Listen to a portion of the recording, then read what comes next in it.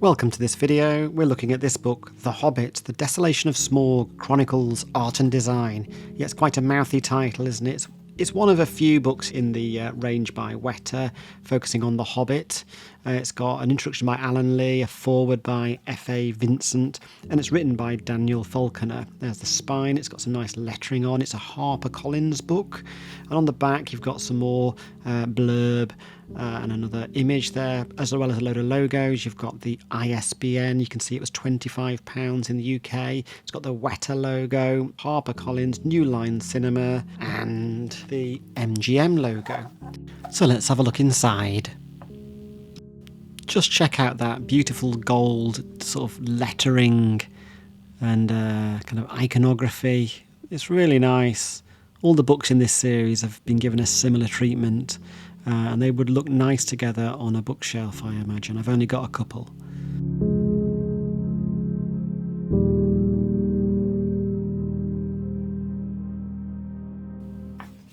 Here's the contents page, a beautiful painting there.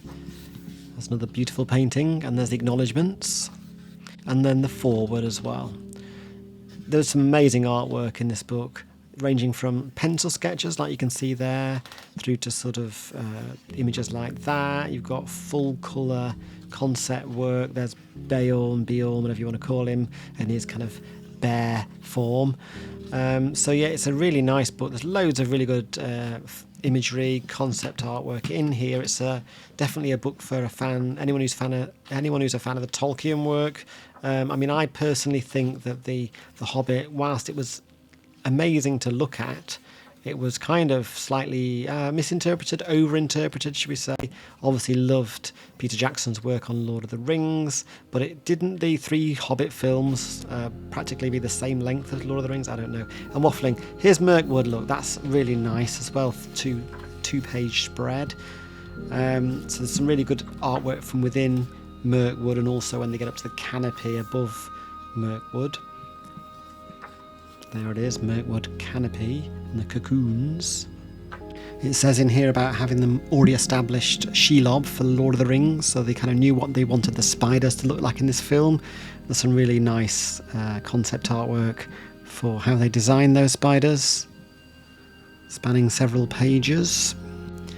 The next chapter is called The Woodland Realm, and it's all about exploring how were going to depict the elves of Mirkwood, the mysterious elves of Mirkwood. There's some really nice artwork here too.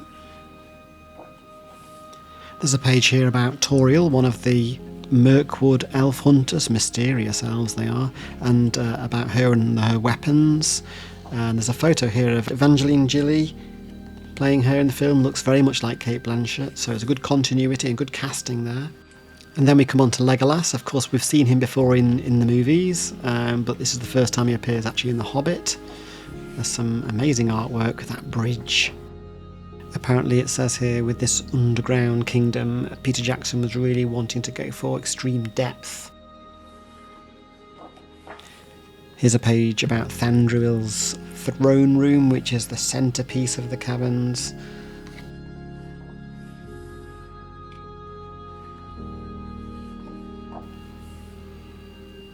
Then we come on to Thandril himself. It says that these elves were inspired by nature itself, more so than the Rivendell elves, for example. So this next section is about how Bilbo and co escape from the dungeons in the barrels. I find this an exciting scene. It's an important bit of the story, but in the films it was so overdone. It was like, it became a bit like a James Bond film almost, didn't it? But yeah, so all this is covering the escape routine and chase scenes in the barrels. Incidentally, in each of these pages, on each of the pages, in the corner of each image, you'll see there are some initials, which basically is sort of giving credit to the different artists who've produced these throughout. Some amazing roots and trees in that chapter. Anyway, now we come to a warm welcome. This is where the party meets, or comes to Lake Town, and this is where we meet the character Bard also. There's some really nice, look at that double page spread, beautiful. There's some really nice designs for Lake Town itself, with sort of snowy, icy looking scenes with very cold looking water. Look, there you go, icebergs and whatnot. But some really nice concept work here, like there's birds. John Howe, one of the concept art workers, is describing Lake Town as like Venice in the winter, made of wood. It also mentions how they imagined that Lake Town was basically erected on a base of mud, so it was starting to sort of like sink and become unlevel. We see various designs for the Lake Town citizens themselves, the denizens of Lake Town. We also see a bit about the Bard's home and what that looks like inside there, how they designed that, came up with the ideas for it. There's these children, and finally we see a bit about the marketplace and also the concept work for the town guards. For the master, it says in the book that they deliberately made his clothes very gaudy, as if he'd been hoarding all of the money in the town. His bedchamber, they've made it look like he's really let things go. He's not house proud, he's a bit slobby. It was once, a fairly salubrious chamber, but now he's just kind of like living in it and letting it go. And the chapter ends with some dwarf costumes in Lake Town and also Bilbo's Lake Town costume. This is a really awesome piece of artwork. It's why I used it for the thumbnail. I think it's Thorin facing Azog.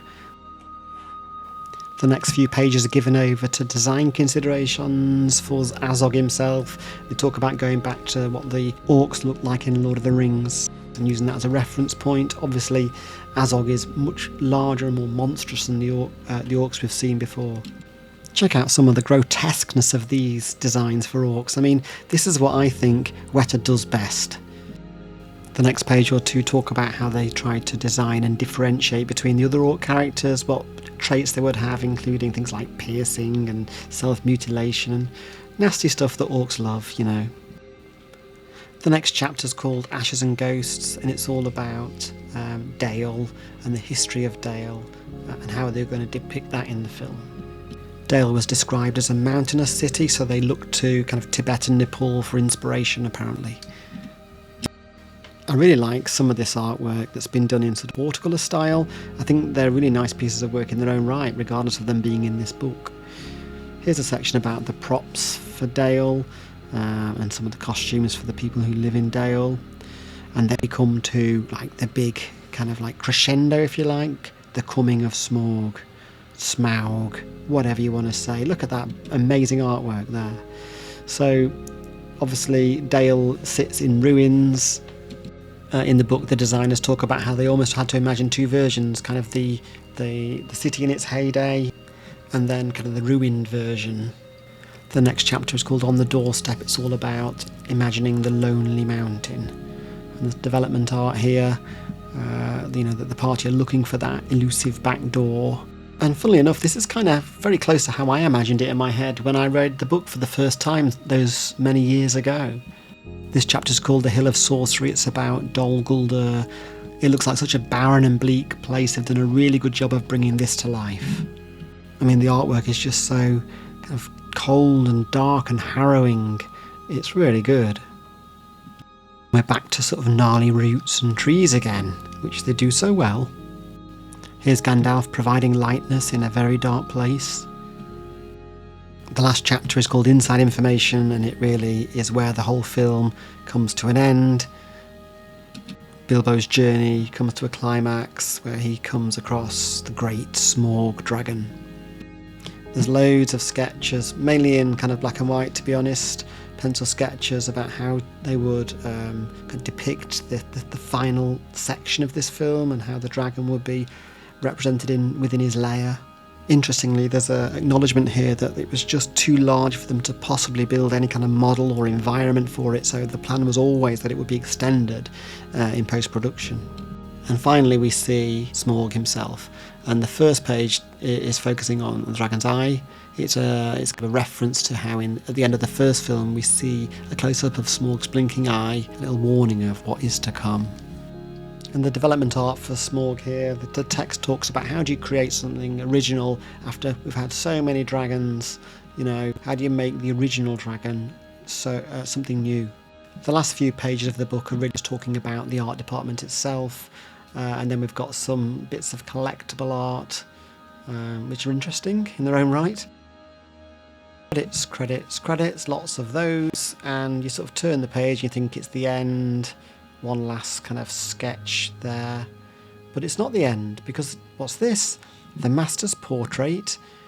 Fixed into the back of the book is this fold-out, well, I won't say it's a poster really, artwork of the Master, played by Stephen Fry, of course, in the film, done in sort of Renaissance painting style. That's very nice, isn't it? It folds away. You've also got like a Lake Town sort of architectural structure sketch by the looks of it. So there's a nice little surprise that they save until the end.